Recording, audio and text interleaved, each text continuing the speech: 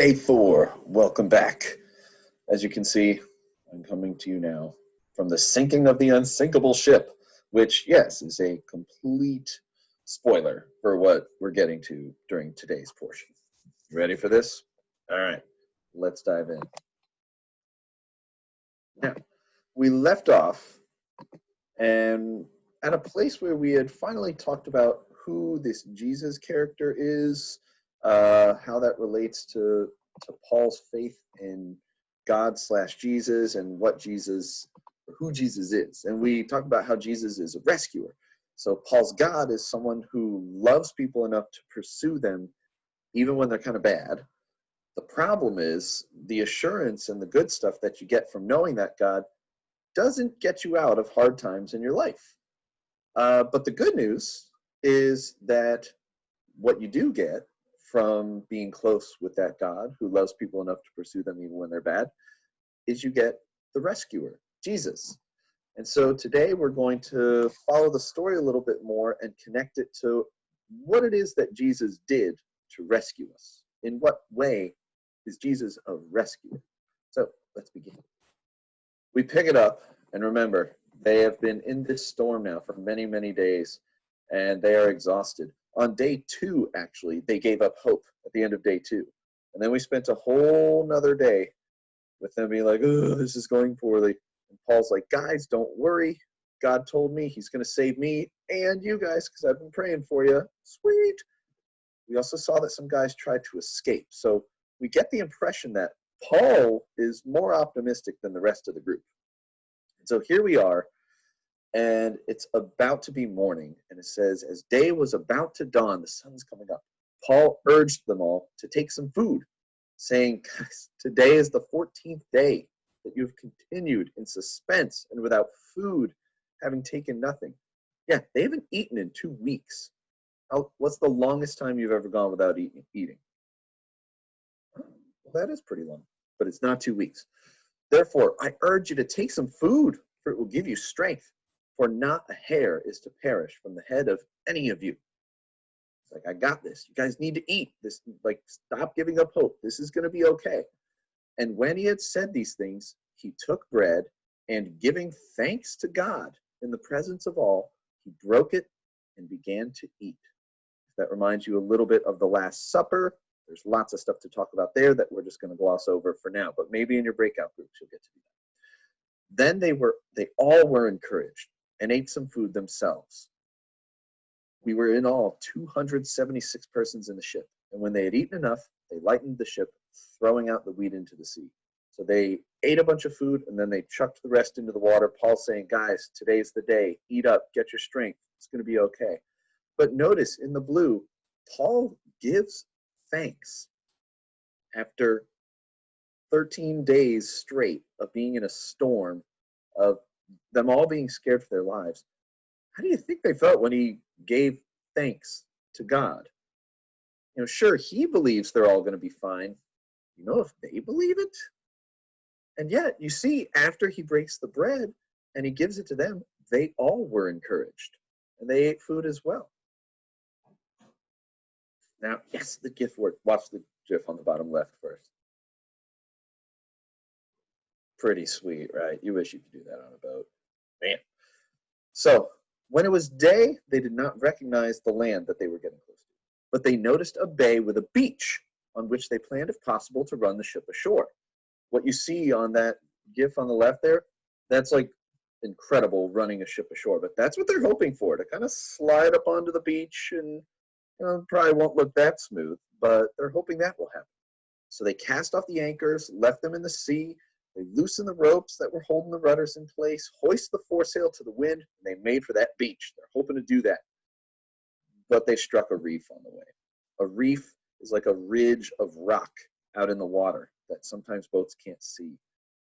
They hit one of those and ran aground. Instead of running ashore, they ran aground.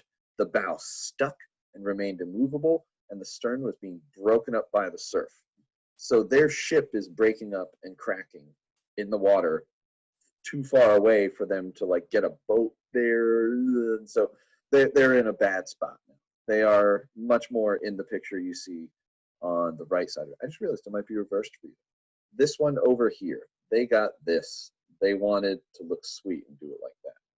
So it's not going well, even after they took heart and got some food at Paul's advice. The soldiers' plan, realizing that they are going to crash and there's going to be people all over the place. They're not going to all arrive in the boat. The boat's going to break and crash. The soldiers' plan was to kill all the prisoners, lest any should swim away and escape. That would reflect very badly on the soldiers. But the centurion, the one in charge of Paul, wishing to save Paul, kept them, the soldiers, from carrying out this plan. He ordered those who could swim to jump overboard first and try to get to land, and the rest on planks, on pieces of wood, or on pieces of the ship, something that could float to hold on. And so it was that all were brought safely to land.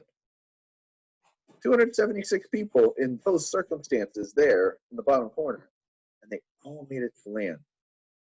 And they were about to kill all the prisoners, but for Paul's sake they didn't. And they had all given up hope, but because Paul was there and said his God was going to make it, they believed in him. And Paul was the one who prayed and said, God, don't just save me, save them all. And for Paul's sake, God agreed that he would save them all. But praying for them is really about the only thing Paul did to save them. He also encouraged them, but he didn't do the saving, right? That was someone else. He would say God. Maybe the soldiers would at this point. We don't know. But Paul can't take credit for rescuing everybody, which is key. So notice, God could have just saved Paul, the guy who knows him, and the guy who does his work and obeys him. But God rescued everyone. Which brings us back a little bit to what we talked about on the first one. Who is this God? A God who comes to people before they're on his side, before they do anything to come to him.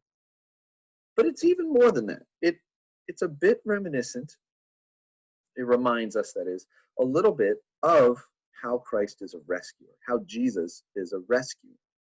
And in Romans, in his letter to his Roman buddies, Paul says, for while we were still weak, at the right time, Christ, that's Jesus, died for the ungodly.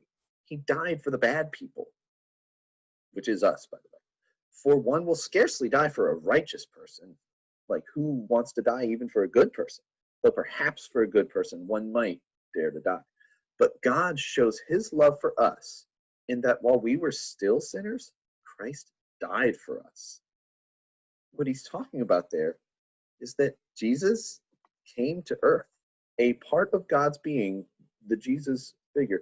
He came to earth as a person, and he allowed all of the consequences for our sad choices to be put on him, and he allowed himself to be punished when he died on the cross.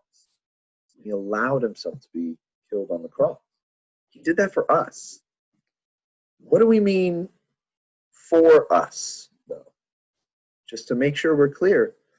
First off, for our sad choices. Our sad choices have consequences, like we said yesterday.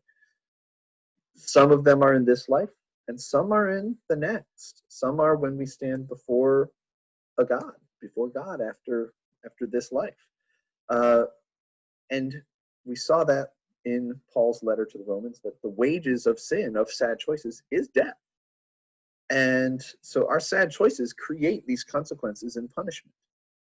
Those consequences and punishment, which are looming over our heads because we did the sad choices, well, Jesus took them and put them on his head, put them on him, and then let himself be killed, let himself be punished, let himself pay the wages of sin, of all of our sin, even the ones we haven't done yet, which really blows your mind a little bit, right? So every sin that we did, every sad choice we've made, created consequences. And Jesus took them from our account, from us, and said, put that all on me and punish me for it. He took that punishment for us. That's how he rescued us. And how do we get this rescue? Well, Paul says it to his Roman buddies. He says, if you confess with your mouth that Jesus is Lord, and believe in your heart that God raised him from the dead after he died on the cross, you will be saved. You will be rescued. For everyone who calls on the name of the Lord Jesus will be saved. They'll be saved from death and punishment after this life, their sad choices, saved from the wages of sin, and saved from death itself, because Jesus did not stay dead after he died on the cross. God raised him back to life. We also will be raised back to life. But also, in the here and now, saved from going through the storms of this life without assurance, without help, without peace, without a constant love from that God who loves people so much to pursue us even when we're bad. Where does this leave us now? There's a God who loves people so much he pursues them and comes for them even when they're bad. The problem is, knowing him doesn't mean we're going to have an easy life. But Jesus is a rescuer. And before we even did anything, he took the punishment for our sad choices. And we just have to believe in him and trust him. And we will get that rescue.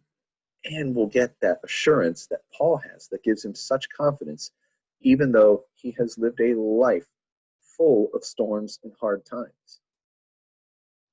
So we'll leave off there for today. But this is setting up a little bit where we're going tomorrow of what makes Paul such a different figure here, given that he's the one at the start of the story, he's the only one who has been rescued by Jesus. So I'll see y'all tomorrow. Bye-bye.